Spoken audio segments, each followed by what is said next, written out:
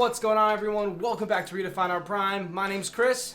What's going on, guys? I'm Kyle. And we are here for Week 4 prep of fantasy football with Sports Telegram. So, Kyle, how did you do last week in fantasy? Even though we didn't get to record a video for you guys last week, most of the players that we had up on that screen on Instagram, if you saw it, did pretty well. My teams, personally, were 2-0 last week, so I'm flying high right now. There you go. And yeah, guys, like Kyle said, if there's ever a time where we're not going to be able to post a video, we will post you a little graphic. I'll put it up on the screen right now on our Instagram page, so make sure you go ahead and follow that at Redefine Our Prime. All right, so Week 4 is here, Kyle. What are some waiver wire pickups you're looking at this week? All right, so there is a very big popular name on the board this week on waiver wire. It is already going to be Thursday when you guys see this, so unfortunately, by this time you might not have this guy available, but if he is still available, Wayne Gallman Jr. from the New York Giants. Anybody that drafted Saquon Barkley #1 overall, which is probably where he went in your league, you're panicking right now. You must have made sure to pick up Wayne Gallman, or if you're in the free agent auction bidding process, you put all of your money on this guy. And the reason why I really wanted to talk about him is not because I'm telling everyone to go get him. If he's still available in your league, obviously go and get him. But what you need to understand is this guy isn't going to be someone that's going to come in and just take over like what Saquon Barkley did.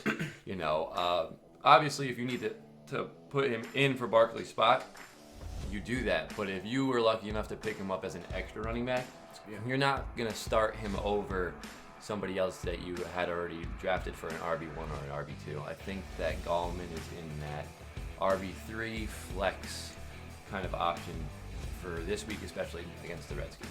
And Barkley's going to be out for a while, right? So he has some weeks to kind of get used to the offense, getting used to being that guy that's going to get all the carries. Yeah, and Barkley's looking out to be probably more towards the 8-week mark, not the 4-week.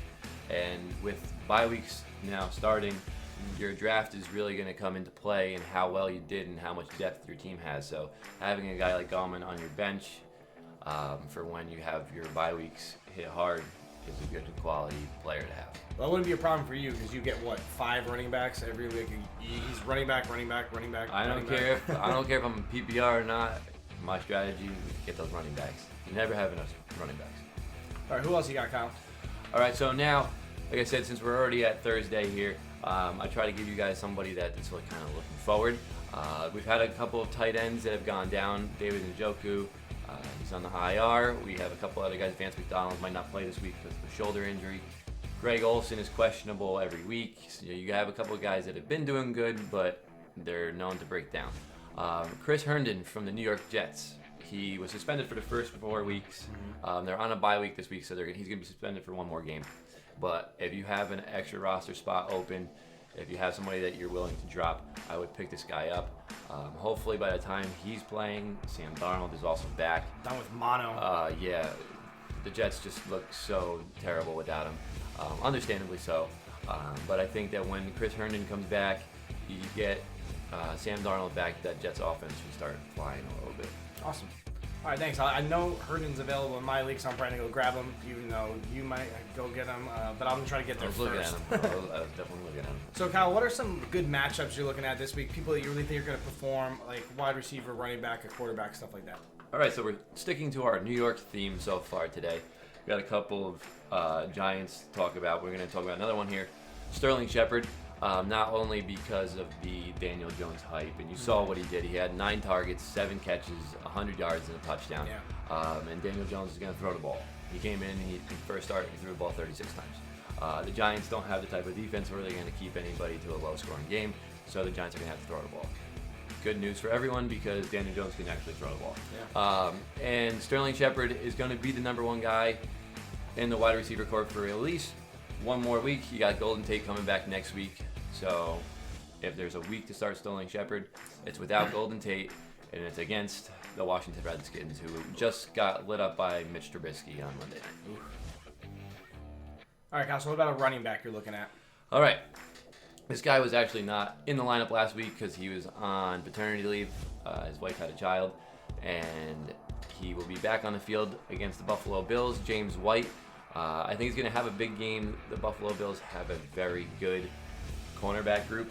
and I think that they'll shut down Gordon, they'll shut down Edelman. Edelman will get those little dink and dunks, but if you look at the receiving touchdowns that the Bills have given up so far, it's been to Le'Veon Bell and it's been to Joe Mixon. And something that James White has in common with those guys is he plays running back. Yep. So I would expect a big week from James White, at least 10 targets or so, and possibly even find the end zone. All right, cool. How about a quarterback, Kyle? Simply due to the bye week, maybe you guys are looking for somebody to plug and play. Anybody that plays the Chiefs is going to be in a high score. Throwing the ball. You know, they're going to throw the ball a lot. And the Lions have surprisingly looked pretty good. The receivers have looked really good too so far for the Lions. Stafford looks like he's got a little bit of confidence to him. He's going to have to throw the ball, I would say, 40 plus times. And you got to just hope that he continues to look as good as he has. 30 plus points for the Chiefs, which means hopefully more points for the Lions. But I think that taking a chance on Matt Stafford would definitely be the way to go if you're looking for if you're looking for a plug and play this week at quarterback. Cool. All right, so I need to know who's someone that you think is going to bounce back this week, someone that maybe hasn't been doing as well for you and you really think is going to shine this week. This one is a little bit personal to me because I've been waiting here. Davante Adams. There's a lot of people that have drafted him maybe as the first wide receiver, probably the second wide receiver after DeAndre Hopkins. I was one of those people. We've been waiting. Go Pack, go! He's had a couple of tough matchups. He just had Chris Harris this past week in Denver, and I know it was raining a lot too, so he didn't throw the ball that much. But you gotta hope that the other wide receivers were having a pretty good game for the Packers. Maybe that opens some things up for Davante Adams. They're also playing the Eagles team that has not looked so good so far this year on defense. I think that again this will probably be a high-scoring game, but don't underestimate the Packers' defense too. But you gotta hope that Rodgers will be able to look Adams' way a little bit more and get some more targets, and he really shows his value where you took him in the first round. So I think this week my bounce back player of the week will be Davante Adams. That's good. I hope it does for Davante Adams because I'm an Aaron Rodgers owner. I'm a big Packers fan. So every league I can possibly get Aaron, I do just because I like having my favorite player on my team. But he is not scoring me fantasy points. So hopefully he will this week because he's passing to Davante for Davante's bounce back of the week. Yeah, I'm on board with that. I totally think that the Packers are going to have to put up points this week for the first time. They really haven't been tested as much as they should be on offense. So finally, here comes the week where Aaron Rodgers is going to air it out. All right, Thursday Night Football. All right, guys, so thank you so much for watching. If you have any other questions about fantasy or any of the picks that Kyle chose, please comment below and let us know. And he'll be on there. He'll answer any questions that you might have. And if you haven't done it already, please go ahead and click on that subscribe button. It really helps us out, keeps this channel growing, and we'll keep giving you content like this every week. All right, so have a great rest of your day, guys. Bye. See you.